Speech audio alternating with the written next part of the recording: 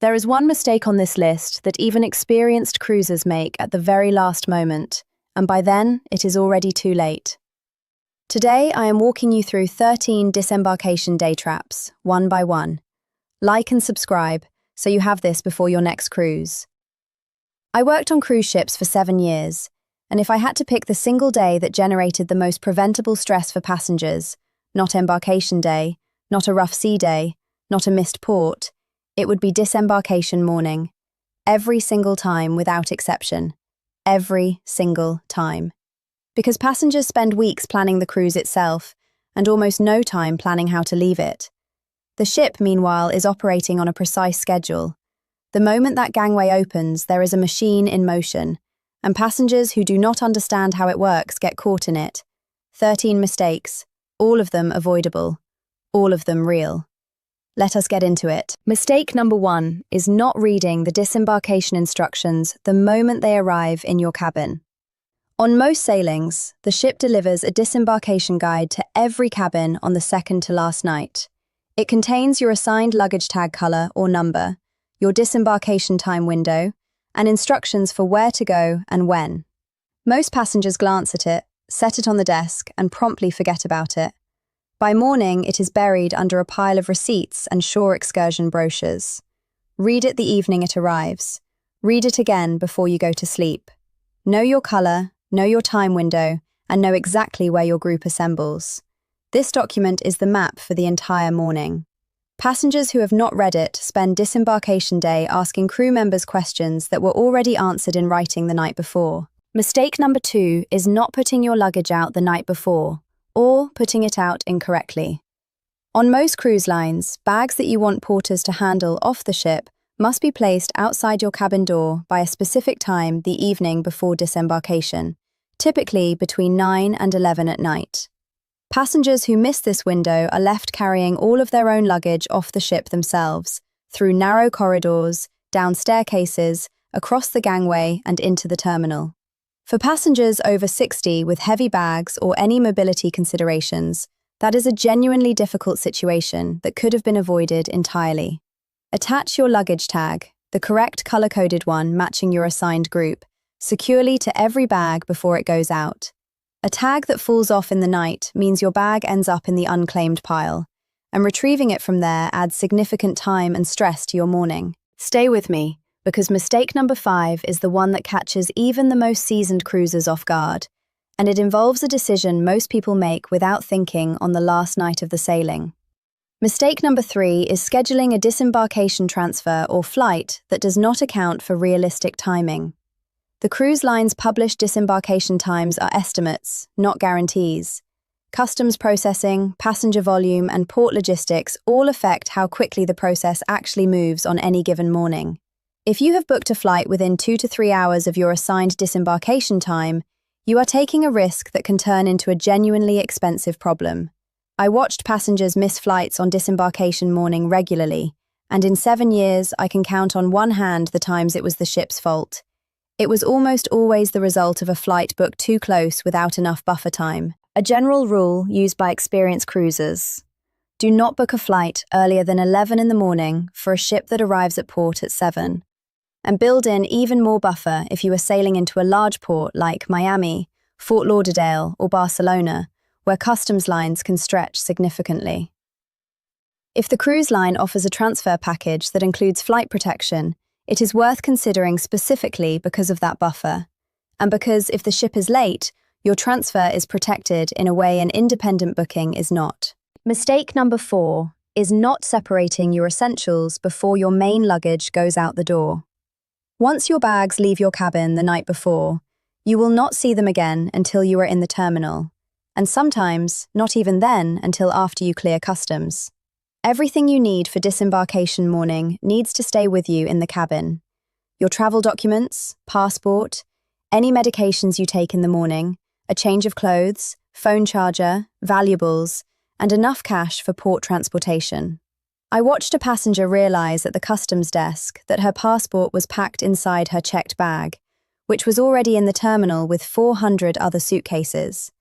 That situation took 90 minutes to resolve, and she nearly missed her flight. Lay out everything you need for the morning before the bags go out. Everything else gets packed and tagged. Mistake number 5, the one I mentioned at the start. This one involves the minibar and any items from the room that passengers take without thinking.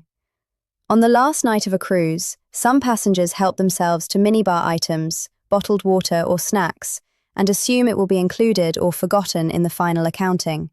It is not. Every minibar item is scanned and billed automatically on most modern ships.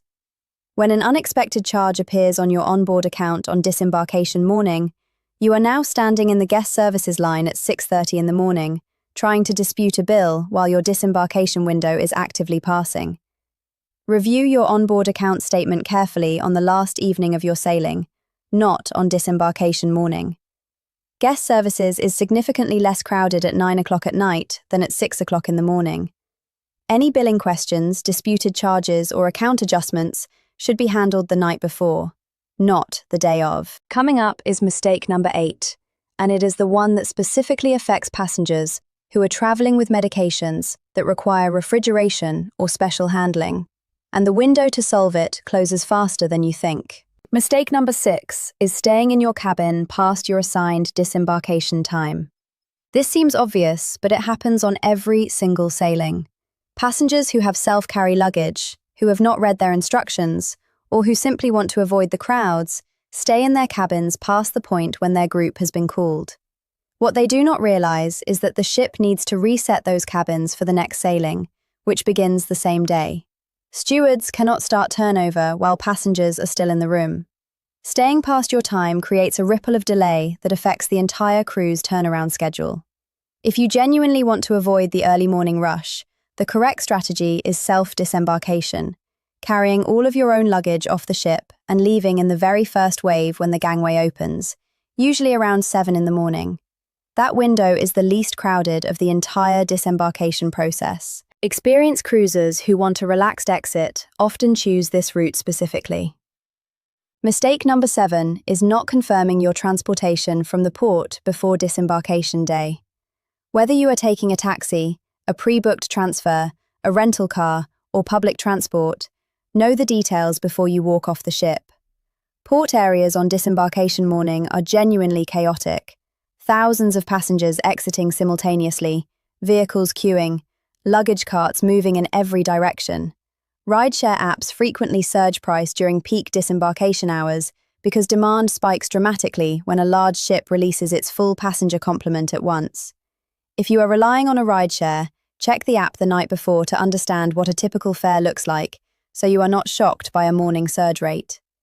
If you have a pre-booked transfer, confirm the meeting point precisely, not just the terminal building, but the specific entrance or door number where your driver will be waiting. Port terminals are large and unfamiliar, and the difference between door 4 and door 7 can mean a 20-minute walk with heavy bags through a crowded, confusing space.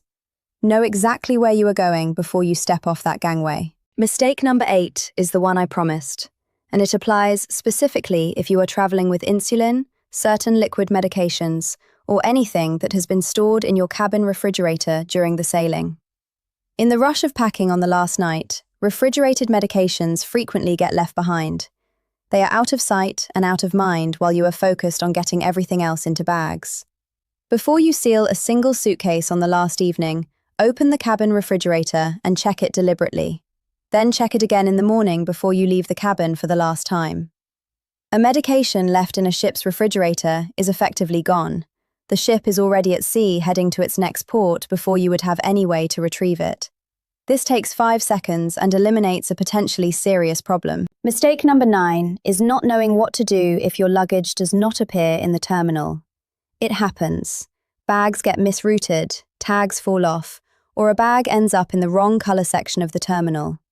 If your bag is not where it is supposed to be, the first step is to check all the surrounding color sections. Bags sometimes get misplaced by a few rows.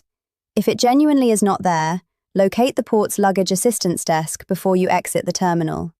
Do not leave the terminal assuming the bag will be delivered to you later. Once you clear customs and exit, the process of recovering a missing bag from a cruise terminal becomes significantly more complicated. Have a photo of each bag stored in your phone, so you can describe it precisely and quickly. Mistake number 10 is letting someone else handle your customs declaration without understanding what you are signing. In ports that require customs forms, every passenger is responsible for the accuracy of their own declaration, regardless of whether someone filled it out on their behalf. If you purchased items during the cruise, jewelry, art, spirits, luxury goods, know the approximate value and have it ready. Customs officers do occasionally ask follow-up questions, and a passenger who cannot account for items they are carrying creates delays for themselves and for everyone in line behind them. If you are unsure what needs to be declared, the ship's daily program typically includes customs guidance for the disembarkation port, or you can ask guest services the evening before. Just ahead is mistake number 12, and this is one that costs passengers real money at the very last moment, in a way that is entirely avoidable with one simple action taken the night before. Mistake number 11 is not doing a final sweep of the cabin before you leave. It sounds like something everyone does automatically. In practice, items get left behind on nearly every sailing, and after 7 years, I can tell you the most common ones without hesitation.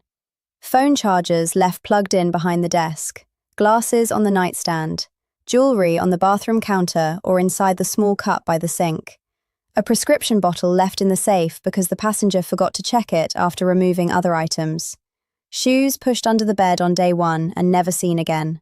On your final morning, before you leave the cabin for the last time, build in 3 deliberate minutes. Open every single drawer, check under both sides of the bed, look on the bathroom counter and inside the shower caddy. Open the safe and confirm it is empty. Check behind the television and inside every section of the closet. 3 minutes. Items left on a ship are logged and held for a limited period, but retrieving them requires contacting the cruise line's shoreside lost and found, a process that routinely takes weeks and frequently does not result in the item being recovered. Mistake number 12 is not settling your onboard account the right way. Most cruise lines automatically charge your registered credit card at the end of the sailing for your total onboard balance. But if you had cash on account, if you used a debit card, or if there is any discrepancy in your final bill, that situation needs to be resolved before you disembark. Passengers who ignore their final statement and walk off the ship sometimes discover unexpected charges on their card days later, or find that a credit they were owed was never processed. Pull up your onboard account statement on the ship's app or television the evening before disembarkation. Verify every line item. If anything is wrong, go to guest services that evening. The morning line at guest services on disembarkation day is the longest it will be all week. Mistake number 13 is the one I want to end on, because it is the most overlooked and in many ways the most human. It is leaving the ship without saying goodbye to your cabin steward. I know that sounds small, but here is what actually happens on disembarkation morning from the cruise side. Stewards are working an intensely pressured turnaround shift, servicing cabins one after another in a tight window to prepare the ship for the next sailing. A passenger who takes 30 seconds to find their steward in the corridor, say thank you by name, and leave a small personal cash tip, separate from any automatic gratuities, creates a moment of genuine human recognition in the middle of an exhausting day. Every experienced cruiser I ever watched do this got the same thing in return: the steward's sincere best wishes and, far more practically, the knowledge that if they ever sailed that line again and requested that steward specifically, they would be remembered warmly. It costs nothing beyond a moment of intention, and it is the right way to end a week of being cared for by someone who gave that week real effort. You now know what most passengers figure out the hard way, usually while standing in a terminal holding a bag with the wrong tag, watching their cab window close, wondering where it all went sideways. Read the instructions the night they arrive. Put your bags out correctly and on time. Separate your essentials before the bags go out. Check your account statement the evening before, not the morning of. Do the final cabin sweep before you walk out that door. And take 30 seconds to say a proper goodbye to the person who took care of you all week. Disembarkation day does not have to be the stressful part. With the right preparation, it is simply the last chapter of a trip worth remembering. If this helped you, hit like and subscribe. Safe sailing.